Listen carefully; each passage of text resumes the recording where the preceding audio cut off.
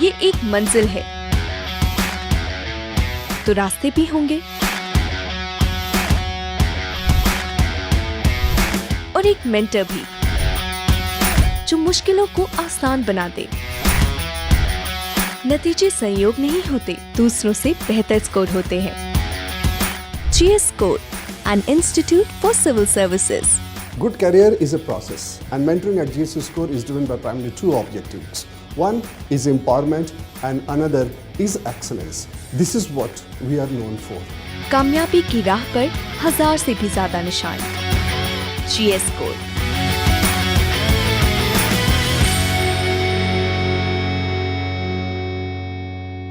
नमस्कार, मेरा नाम सिमी यादव है। मैं इंदौर जिले की रहने वाली हूँ। मध्य प्रदेश राज्य सेवा परीक्षा 2020 में मेरा चयन डिप्टी कलेक्टर के पद पे हुआ है और पूरे मध्य प्रदेश में मेरा तृतीय स्थान है। वहीं हिंदी मीडियम से मेरा प्रथम स्थान है। मेरे परिवार में मैं, मेरे हस्बैंड और मेरे सास ससुर हैं। मैंने अपनी तैयारी अपने विवाह के पश्चात ही की थी। 2016 में मेरा विवाह हुआ था और 2018 से मैंने इस परीक्षा की तैयारी की थी। 2018 में मैंने जब तैयारी स्टार्ट की थी तब मेरा फर्स्ट अटेम्प्ट था और मैंने असिस्टेंट रजिस्ट्रार जो थी PSC के थ्रू एक एग्ज़ाम निकली थी, उसका प्री दिया था, मेंस दिया था और इंटरव्यू तक पहुंची थी। लेकिन अनफॉर्चुनेटली जब सिलेक्शन लिस्ट आई तो उसमें मेरा नाम था, लेकिन नीचे की ओर, मतलब कि वेटिंग लिस्ट में। तो सिलेक्शन फाइनली नहीं हो पाया, वेटिंग क्लियर नहीं हो पाई। उस समय में बहुत टूट गई थी और मुझे ऐसा लग रहा था कि अब शायद मैं नहीं कर पाऊंगी और ये चीज़ें बहुत कठिन हैं। खास तौर पर इंटरव्यू के लिए मेरे माइंड में बहुत ज़्यादा नेगेटिविटी आ गई थी। तब फिर मैंने सोच लिया था कि मैं हार तो इतनी आसानी से नहीं मानने वाली और फिर मैंने राज्य सेवा परीक्षा की तैयारी शुरू की। 2019 में मैंने अपना प्री दिया। प्री मेरा क्वालिफाई हुआ। उसके बाद मैंने मेंस दी और उसके बाद में आ गया कोरोना काल और लग गया लॉकडाउन। तब बहुत ज़्यादा दिक्कतों का मुझे सामना करना पड़ा। बहुत क्रूशियल टाइम था और जैसे कि अभी का समय है, अभी भी देखें तो 2019 के जो इंटरव्यू हैं वो कंडक्ट नहीं हुए हैं, होने वाले हैं। तो एक सूखा पड़ गया था, एक अकाल पड़ गया था, कोई भी एग्ज़ाम नहीं निकल रही थी। तो चूँकि मैं एक हाउसवाइफ भी हूँ, एक गृहिणी भी हूँ, परिवार के लिए भी मेरी काफ़ी जिम्मेदारी बनती है। तो पढ़ाई की वजह से कभी कभी मैं उन जिम्मेदारियों को थोड़ा कम निभा पाती थी। मुझे सेल्फ सेटिस्फेक्शन नहीं मिलता था और लोग भी मुझसे पूछते थे कि सिमी तुम कर क्या रही हो। मेरे विवाह को भी काफ़ी साल हो गए थे।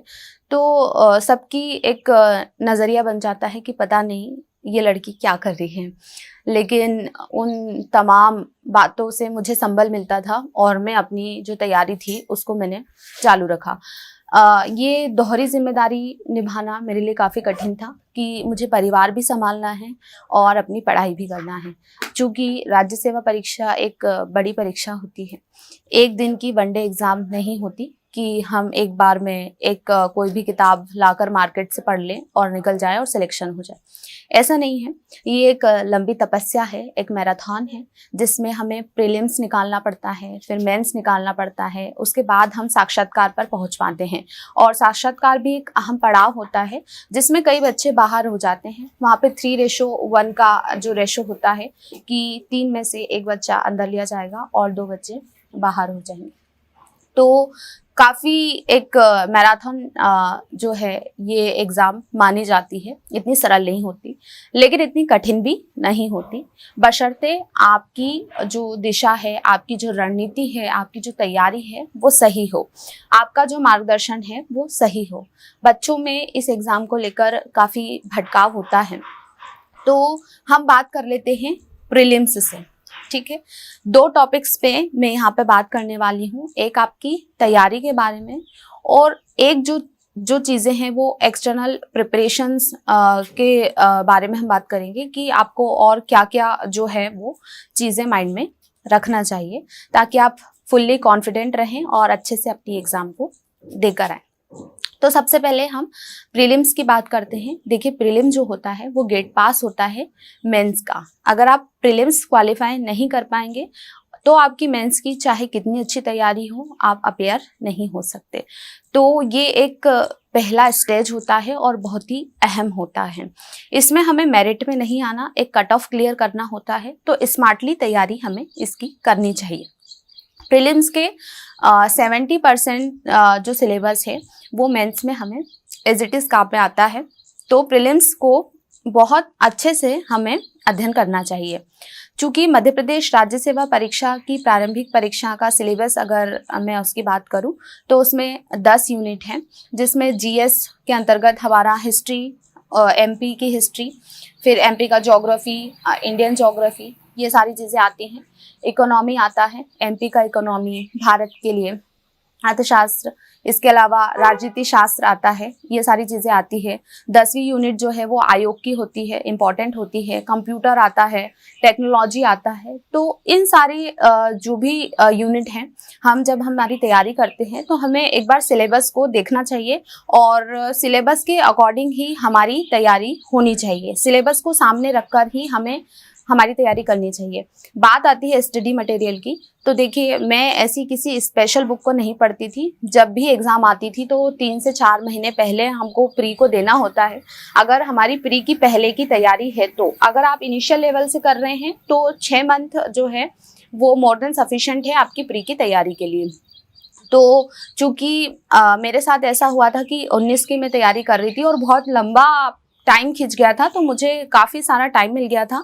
तो मैंने प्री के कोई स्पेशल नोट्स तो बनाए नहीं थे, तो मैं जो भी बुक स्टोर पर जाती थी और जो भी बुक मुझे अच्छी लगती थी, पसंद आती थी, मैं उसको वहीं पर खोलकर देख लेती थी।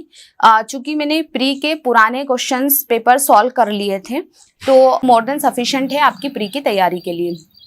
तो चूँकि मेरे साथ ऐसा हुआ था कि 19 की मैं तैयारी कर रही थी और बहुत लंबा टाइम खिंच गया था, तो मुझे काफ़ी सारा टाइम मिल गया था। तो मैंने प्री के कोई स्पेशल नोट्स तो बनाए नहीं थे, तो मैं जो भी बुक स्टोर पर जाती थी और जो भी बुक मुझे अच्छी लगती थी, पसंद आती थी, मैं उसको वहीं पर खोलकर देख लेती थी।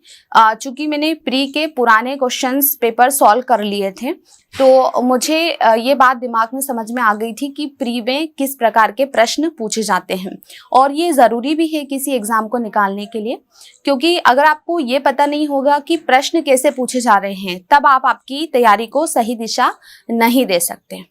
आप सेल्फ एवेल्यूट करें, आप सेल्फ उस एग्ज़ाम को फील करें, आप दूसरों के भटकाव में नहीं रहें। या मान लीजिए कि मैं टॉपर हूँ, मैंने कुछ बोल दिया तो आप उसी को अंधे तरीके से फॉलो करें, ऐसा नहीं है।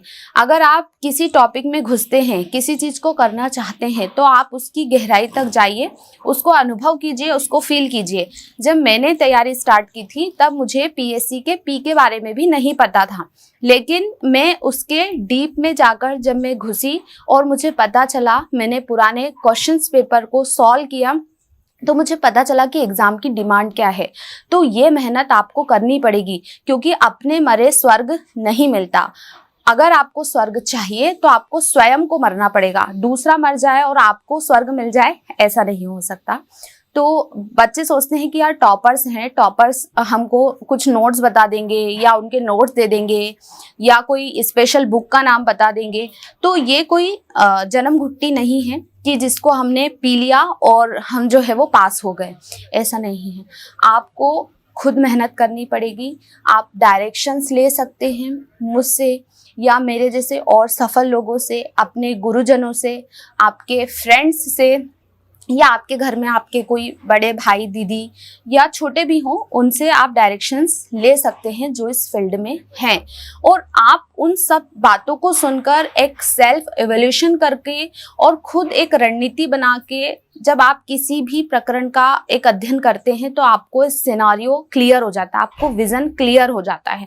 तो यहाँ पे क्या बात निकल कर आई बेसिकली कि हमें ओल्ड क्वेश्चन पेपर, पुराने प्रश्न पत्रों को हल करना पड़ेगा। अगर आप ये कर लेते हैं तो आपका एक प्री का जो बेस है वो क्लियर हो जाएगा और आप खुद ज्ञाता हो जाएंगे। आपको खुद पता रहेगा कि क्या क्वेश्चन पूछे जाते हैं। तो बात रही प्री की, और फिर आप चले जाइए किसी बुक स्टोर पर। जब आप क्वेश्चंस पढ़ लेंगे तो आपको बुक अपने आप चॉइस करना सीख जाएंगे। हो सकता है कि मैं किसी बुक का नाम बता दूं और वो आपको बिल्कुल भी यूजर फ्रेंडली नहीं लगे, तो आप खुद चॉइस कीजिए आपकी चॉइस की बुक, क्योंकि जब हम किसी चीज को चॉइस करते हैं तो हम उसको बेटर तरीके से पढ़ते हैं। तो पहली बात तो ये हो गई। दूसरी बात, प्री में करंट अफेयर्स का जो है वो रहता है योगदान। उसके बाद में खेल के प्रश्न आते हैं। तो मैं आपको कुछ ऐसे टॉपिक्स बता रही हूँ जिनको छोड़कर नहीं जाना है। तो मैं खेल को कभी अवॉइड नहीं करके जाती थी। इसके बाद करंट अफेयर्स को पढ़ती थी, स्पेशली मध्य प्रदेश के संदर्भ में ज़्यादा। इसके बाद में आयोग से प्रश्न निश्चित होते हैं आना, तो उनको मैं पढ़कर जाती थी। कंप्यूटर को मैं पढ़ के जाती थी। तो ये सारी चीज़ें हैं। इसके अलावा आपको बेसिक सब्जेक्ट पता होने चाहिए, और हाँ, खास करके मध्य प्रदेश, आपको पूरा उसका मध्य प्रदेश का आर्थिक, राजनीतिक, सामाजिक सारे पक्षों को पढ़कर वहां पे जाना होता है। अगर आप इतनी चीजें पढ़ते हो तो आप जो है वो 70 to 80 मार्क्स जो है वो लेकर आ सकते हो एग्जाम में। इसके अलावा बेसिक सब्जेक्ट होते हैं हिस्ट्री, ज्योग्राफी, पॉलिटी, इकोनॉमी, इनको आपको जो है वो पहले से तैयार करना होता है, और एग्जाम टाइम पे ये जो टॉपिक्स मैंने बताए इन पर आपको ज्यादा फोकस होना पड़ता है। तो ये बात हुई तैयारी की, और बुक्स की मैंने आपको बात बता दी कि आप सेल्फ डिसाइड कीजिए। उसके बाद में आप पढ़ते हैं तो पढ़ने के बाद आपको सेल्फ इवोल्यूशन, अपने आप को एग्जामिन करना ज़रूरी होता है। तो उसके लिए आप टेस्ट सीरीज लगा सकते हैं। मैंने लगाई थी जब मेरा पहला प्री था 19 वाला। फिर 20 में मैं पारिवारिक कारणों से नहीं लगा पाई थी, लेकिन मुझे पूरी स्ट्रेटेजी पता थी, तो मैं घर पर ही क्वेश्चंस ऑब्जेक्टिव सॉल्व कर लेती थी। तो ये जो हैं वो बेसिक फंडे हैं प्री क्वालिफाई करने के। जब आप प्री को क्वालिफाई कर लेते हैं तब आप मेंस का रुख करते हैं। अब जो बच्चे पहली बार मेंस देते हैं उनको बहुत ज़्यादा डर लगता है कि 3-3 घंटे के पेपर हैं, 6 दिन पेपर चलेंगे, बीच में एक भी दिन का गैप नहीं है, तो कैसे होगा, क्या होगा, हम कहीं फेल तो नहीं हो जाएंगे। और बहुत सारे बच्चों की तो ये प्रॉब्लम रहती है कि उनके पास में स्टडी मटेरियल नहीं होता, उनके पास नोट्स नहीं होते, उन्हें ये नहीं पता रहता कि हम कहाँ से पढ़ें। तो देखो, वापस से बात आती है कि हम उस एग्जाम की गहराइयों में जाएं। गहराइयों में जाएंगे मतलब कि हम हिस्ट्री में, मतलब कि पहले क्या प्रश्न पूछे गए हैं, पहले जो प्रश्न पत्र पूछे गए हैं मध्य प्रदेश लोक सेवा आयोग द्वारा, उनको आप उनकी साइट से डाउनलोड करें। मार्केट में ऐसी बुक्स अवेलेबल हैं जो ओल्ड क्वेश्चन पेपर्स जो हैं वो हमको देती हैं, तो आप वो लेकर आइए, आप उनको लिखिए। जब लॉकडाउन लगा था और मैं 2019 की तैयारी कर रही थी, तब मैं रोज 7 से जो है वो 10 बजे तक पूरे 3 घंटे पेपर लिखती थी, ओल्ड क्वेश्चंस पेपर, और फिर हम उसको क्रॉस चेक करते थे, मैं और मेरे फ्रेंड लोग। तो आप भी ये कर सकते हैं। अगर आपको अकेले में पढ़ाई में मन नहीं लग रहा तो आप आपके दोस्तों के साथ पढ़ाई कर सकते हैं, लेकिन आपका ग्रुप मेरे हिसाब से 2 या 3 लोगों से ज़्यादा बड़ा नहीं होना चाहिए। बाकी अगर आपको सेल्फ अच्छा लगता है तो आप सेल्फ करें, कोई दिक्कत नहीं है। तो मैंने फिर मेंस के क्वेश्चंस पेपर को हल किया, तो मुझे मेंस का समझ में आया कि कैसे प्रश्न पूछे जाते हैं। तो वहाँ से मुझे आइडिया लगा कि हाँ, ये डिमांड है, और फिर उस हिसाब से मैंने किसी स्पेशल बुक को तो मैंने प्रेफर नहीं किया था मेंस के लिए, लेकिन हाँ 3-4 कोचिंग संस्थानों के नोट्स मैं लेकर आई थी, और उसमें से मुझे सिलेबस को मैं सामने रखकर बैठती थी, और जो टॉपिक मुझे जिस भी मटेरियल में अच्छा मिलता था उसको मैं अपनी कॉपी में नोट करती थी, और अपने माइंड सेट कर लेती थी कि अगर 3 नंबर में ये प्रश्न आएगा तो मुझे ये 3 पॉइंट देने हैं, अगर यही प्रश्न 5 नंबर में आएगा तब मुझे इसके बारे में क्या लिखना है, और अगर यही प्रश्न 11 नंबर में आएगा तब मुझे इसके बारे में क्या लिखना है। और मैं अपने टीचरों से उसको चेक करवा लेती थी और उनका जो है फीडबैक लेती थी और उसके अनुरूप में सुधार करती थी। मैंने टेस्ट सीरीज भी दी थी, तो टेस्ट सीरीज देना बहुत ज़रूरी होता है मुख्य परीक्षा के लिए, क्योंकि सिर्फ पढ़कर या टिक लगाने वाली एग्जाम नहीं है, उसमें आपको 3 घंटे रोज जाकर के 6 दिन तक 6 पेपर लिखने हैं। उसमें रिविजन का टाइम भी नहीं मिलता।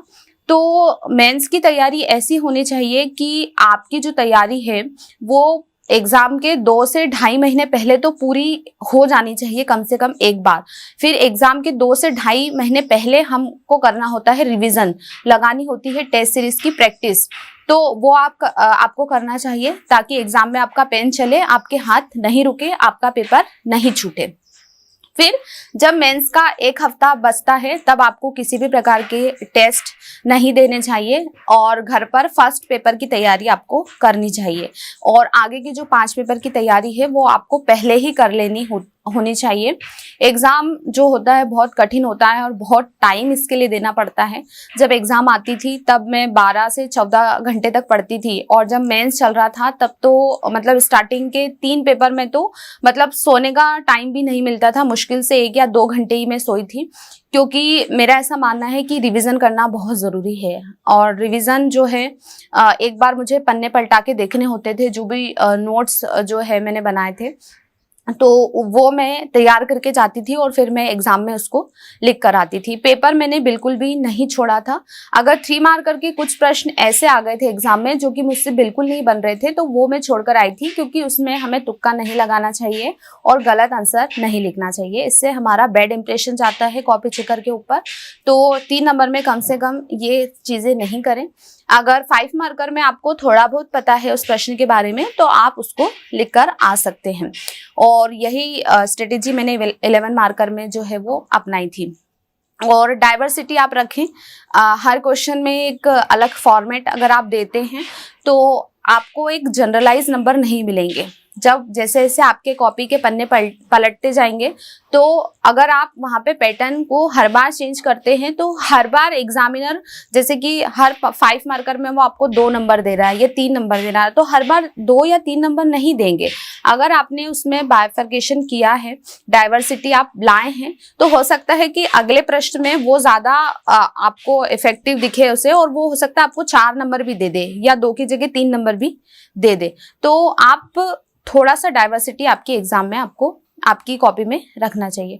तो इस प्रकार से मैंने आपको बताया कि मेंस के लिए आप ये सारी चीज़ें जो हैं वो कर सकते हैं। आप खुद सक्षम बने, आप दिवो भव, मतलब आप स्वयं प्रकाशमान हो, आप में अनंत ऊर्जा है, आप सक्सेस के लिए किसी पर डिपेंडेंट नहीं हैं। आप अपने अंदर की एनर्जी को पहचानिए, आप क्या हैं, आप अपने सामर्थ्य को पहचानिए, आप अपनी राइटिंग को देखिए। क्या आपको लगता है कि आपकी जो राइटिंग है वो इतनी इम्प्रेसिव है कि आप कॉपी में लिखेंगे तो आपकी बात बन जाएगी? मैं ये नहीं कह रही कि आपको कॉपी में मोतियों जैसी राइटिंग लिखना है, ऐसा नहीं है। मेरी राइटिंग भी एवरेज ही थी, ना ज़्यादा सुंदर ना ज़्यादा खराब, पर आपकी राइटिंग रीडेबल होनी चाहिए। अब मान लीजिए किसी की राइटिंग रीडेबल ही नहीं है और उन्हें बहुत ज़्यादा नॉलेज है लेकिन एग्जाम में तो कॉपी बोलेगी ना, तो आप क्या करें, पहले अपनी राइटिंग पर ध्यान दें। मैं एक बात बतानी हूँ कि आप सेल्फ एवेल्यूट करें, आपकी कमियां आपको बहुत अच्छे से पता है, आपकी ताकत क्या है आपको बहुत अच्छे से पता है। जरूरी नहीं है कि हम ब्रह्म मुहूर्त में 4 बजे उठकर पढ़े, मुझसे नहीं पढ़ते बनता था। मैं रात को 4 बजे सोती थी, 4 बजे तक जग कर पढ़ती थी और 5 से 6 बजे तक ही मैंने जो है एग्जाम के उन 6 दिनों में नींद ली है, क्योंकि मुझे पता था इसके बाद तो सोना ही है। मैंने व्हाट्सएप पे भी अपना स्टेटस यही डाला था कि अगर आपको आपका कल अच्छे से बिताना है, कल चैन की नींद सोना है, तो आपको आज की आपकी नींद गंवानी पड़ेगी। और कोई भी जो परीक्षा होती है, राज्य सेवा परीक्षा या यूपीएससी परीक्षा, ये आपके संयम की परीक्षा है, आपके धैर्य की परीक्षा है, आपके साथ साथ आपके परिवार की भी परीक्षा है। क्योंकि मेरे परिवार ने भी काफ़ी सेक्रीफाइस किया है, खास करके मेरे पतिदेव राहुल यादव जी, उन्होंने मुझे काफ़ी सपोर्ट किया। जब 2019 के बाद कोई एग्ज़ाम नहीं हो रहा था और फिर एग्ज़ाम होते भी थे, रिज़ल्ट नहीं आ रहा था, फिर आपको पता है 19 का रीमेंस हुआ, फिर से रिज़ल्ट बना, तो मुझे ऐसा लगता था 20 का रिज़ल्ट तो अभी आया है 9 जून को, तो मुझे ऐसा लगता था कि पता नहीं, हो सकता है कि मैं मेंस से बाहर हो जाऊं। लेकिन उन सब क्रूशियल टाइम में जो घर वाले हैं, आपके जो गुरुजन हैं, आपके जो मित्र हैं, जो आपके वेल विशर्स हैं, आप उनसे लगातार संपर्क में रहें तो आपको तनाव नहीं होगा और गुरुओं का साथ आप कभी भी ना छोड़ें। इसके अतिरिक्त जब भी मुझे टेंशन होता था तो मैं भजन सुनती थी, यही मेरी हॉबी भी थी साक्षात्कार में। तो भजन सुनकर मैं अपने माइंड को पूरा फ्रेश कर लेती थी और ये मुझे परमात्मा से भी जोड़ते थे, तो मुझे अंदर से संबल भी मिलता था। मैं अपनी बातें भी ईश्वर से करती थी कि भगवान ये क्या हो रहा है, कब रिजल्ट आएगा। कई बार डिमोटिवेट भी होती थी, लेकिन ऐसा नहीं करना चाहिए, क्योंकि अगर हम ऐसा करते हैं तो हम अपना टाइम लॉस कर लेते हैं। तो हमें ज़्यादा परिणाम के बारे में नहीं सोचना चाहिए। और अगर आपने किसी चीज़ को हाथ में लिया है तो आप बात मानिए कि आप उसको जब तक पा नहीं लेते तब तक नहीं छोड़ना चाहिए। 2019 का प्री निकला, मेंस निकला, उसका इंटरव्यू देना बाकी है। 2020 का प्री निकला, मेंस निकला और इंटरव्यू निकल गया। डिप्टी कलेक्टर की पोस्ट मिल गई। 2021 का भी मुझे मेंस देना था, जो कि 17 जुलाई से होने वाला है। तो जब इंटरव्यू का रिजल्ट आया फाइनल 9 जून को 2020 का, उस वक्त भी मैं पढ़ रही थी। मेरे हस्बैंड मुझसे बोलते थे कि सिमी बस करो, 19 का इंटरव्यू तुम्हें देना है, 20 का तुम दे चुकी हो, तुम्हारा इंटरव्यू भी ठीक गया है, तुम्हारा रिजल्ट भी अच्छा ही आएगा, आई होप सो, क्योंकि उन्हें विश्वास था। लेकिन मैं उनसे कहती थी कि नहीं, अभी रिजल्ट आया नहीं है और मैंने जो चाहा वो मुझे मिला नहीं है। तो मैंने मतलब इंटरव्यू देने के बाद भी मैं मेंस की तैयारी कर रही थी। आप सोचिए कि कितनी बड़ी बात है। मतलब इससे मैं आपको ये बताना चाहती हूँ कि जब तक आपको जो चीज नहीं मिलती है ना, तब वो आपके हाथ में नहीं आती, आप उसको कस के पकड़ नहीं लेते ना, तब तक आप अपनी तैयारी तो आपको नहीं छोड़नी चाहिए। और बस यही मेरी विल पावर मेरे आज काम में आई और मुझे पहली बार में मेंस, प्री, इंटरव्यू सब मैंने क्लियर किया और मुझे हाईएस्ट पोस्ट मिली, डिप्टी कलेक्टर की पोस्ट मुझे मिली। तो मैं चाहती हूँ कि हर बच्चे को वो पोस्ट मिल सकती है। बहुत अच्छी जॉब है, ड्रीम जॉब होती है हर तैयारी करने वाले बच्चों की ये वाली। तो मुझे ऐसा लगता है कि आपको ये करना चाहिए। और बात करें इंटरव्यू की, तो इंटरव्यू में मैं बहुत घबराई थी, चूंकि मेरा एक्सपीरियंस एक बार खराब था, मैं इंटरव्यू से बाहर हो गई थी। और मैं आपको एक वाकया बताती हूँ कि जो इंटरव्यू था, जो लास्ट 2018 में मैंने इंटरव्यू दिया था, उसी रूम में मेरा इंटरव्यू आया था वापस से। तो मेरे मन में ख्याल आया कि यार ये जो रूम है ये तो मनुष्य है मेरे लिए, पर मैंने सोचा कि नहीं, इस मनुष्यत को आज मैं दूर करने के लिए आई हूँ। मैंने वहीं पे धरती माता के पैर छुए और मैंने कहा कि मैं बिल्कुल पॉजिटिव रहूंगी और मैं अब इतिहास बदल के जाऊंगी इस रूम से।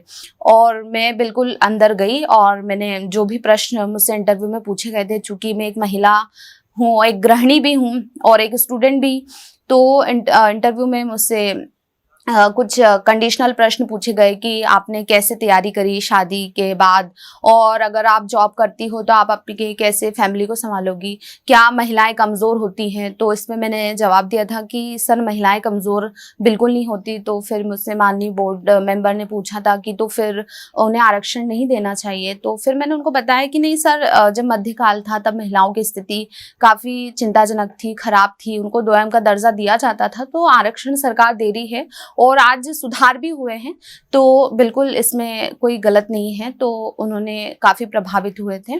और जब मैं इंटरव्यू जब मेरा ख़त्म हो गया था तब मैं उठ के आ रही थी, तो सर ने मुझसे ये भी पूछा था कि आपको क्या 2019 का इंटरव्यू भी देना है।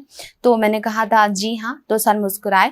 फिर उन्होंने मुझसे ये पूछा था कि 21 का मेंस भी देना है क्या आपको। तो फिर मैंने कहा था जी सर देना है। तो सर काफ़ी प्रभावित हुए थे। इंटरव्यूअर्स जो होते हैं वो वहाँ पे माहौल बहुत अच्छा होता है और बहुत ज्ञानी लोग होते हैं।